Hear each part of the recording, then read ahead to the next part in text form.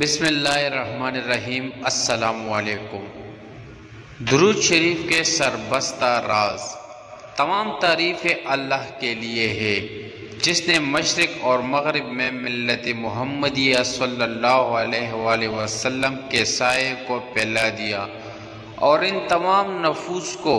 جو درود کے تحفے لے کر آئے انہیں ایسا پھیلا دیا کہ ان کے نور سے کائنات کے اطراف تابناک ہو گئے، اور یہ درود آگ میں ڈالے گئے لوگوں کے لیے آپ صلی اللہ علیہ وآلہ وسلم کی شفقتوں کی بدولت ذریعہ نجات ہے۔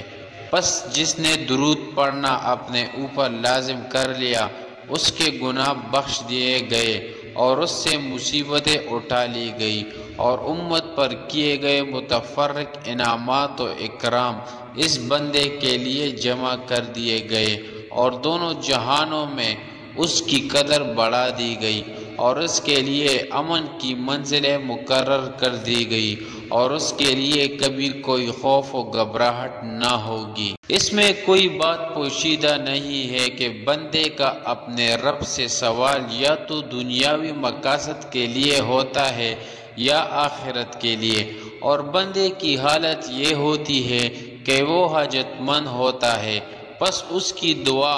ان امور کے حصول میں معاون ہوتی ہے۔ تو جس نے اپنی دعا کو حضور نبی کریم صلی اللہ علیہ وآلہ وسلم پر درود پڑھنے کے لیے مختص کیا تو یہ اولیٰ ہے، کیونکہ دعا کرنے والا ایک خاص حالت میں ہوتا ہے، اس کے حضور دعا عرض کرنے سے دعا کی قبولیت تک عدم قبولیت کا امکان رہتا ہے۔ چنانچہ اس ضمن میں خبر دی گئی، اور خبر دینے والے کی خبر میں کوئی شک نہیں کہ جس نے اپنی ساری کی ساری دعا اللہ رب العزت کے چنیدہ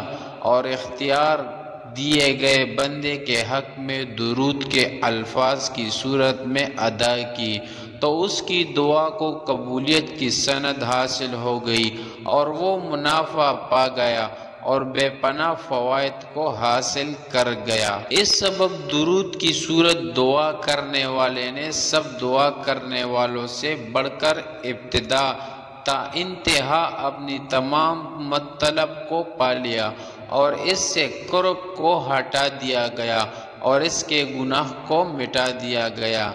یہ سب اس لیے ہے کہ آپ صلی اللہ علیہ وآلہ وسلم نے ہم پر ایمان اور اسلام کو ظاہر کر دیا، اور ہمیں رب کی رضا اور اسلام کے گھر میں داخل ہونے کے لیے ہدایت کا راستہ دکھایا، اور خدائے بزرگ اور برتر کو ہم سوائے آپ صلی اللہ علیہ وآلہ وسلم کے ذات کے نہ پہچان سکے، اور ہم نے صرف آپ صلی اللہ علیہ وآلہ وسلم کے وجود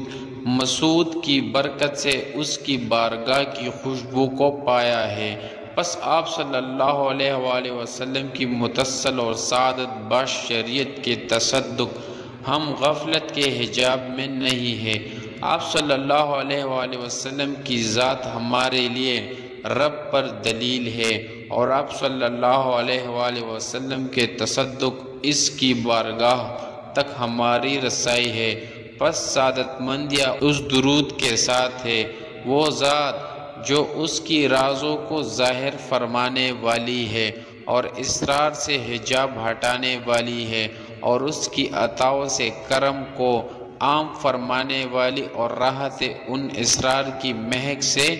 مہکا گئی، اور نفوس ان کے تصدق ملنے والی بشارتوں سے مسرور ہو گئے۔ پس ہماری دعائیں اس راستے میں مقصد کے حصول کا سبب تھی، اور ہم نے اللہ رب العزت کی بندگی بجا لائی جس نے ہمارے لیے رسول کریم صلی اللہ علیہ وآلہ وسلم کو بحیثیت شارع مبعوث فرمایا، اور دلوں کو کشادگی عطا فرمائی، اور ہدایت کے لیے کھول دیا۔ ہماری دعائیں درود پاک کے ذریعے اللہ رب العزت کی حمد و ثنا اور اس کے رسول کریم صلی اللہ علیہ وآلہ وسلم کی تعریف تھی، وہ رسول جو خوشخبری سنانے والا،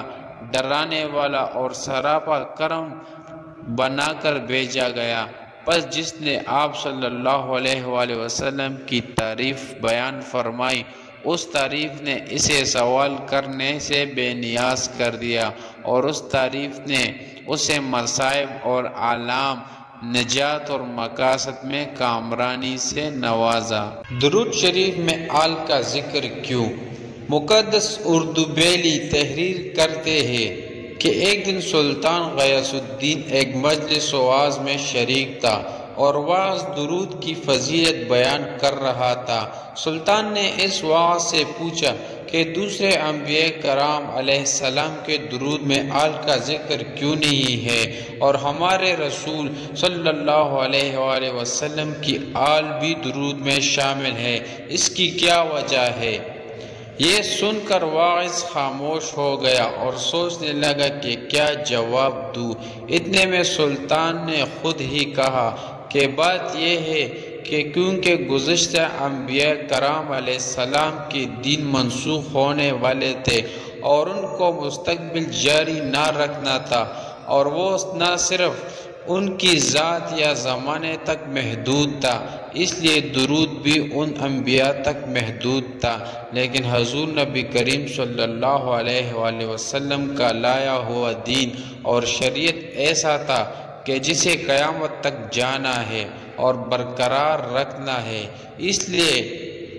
اس دین کے احکام کو رسول خدا صلی اللہ علیہ وآلہ وسلم کے اہل بیت سے حاصل کرے۔ اس لیے درود میں آل رسول کا ذکر ہمیشہ سے ہے تاکہ امت کو معلوم ہو سکے کہ انہی کی اطاعت واجب ہے اور یہی صاحب عزت و اقتدار ہے۔ اس کے علاوہ اس میں ایک نکتہ یہ بھی ہے کہ آپ صلی اللہ علیہ وآلہ وسلم کے دشمن آپ کو ابتر کہا کرتے تھے، تو اللہ تعالیٰ نے سورہ کوثر نازل کر کے بتا دیا کہ ان کی نسل منقطع و بدتر ہے۔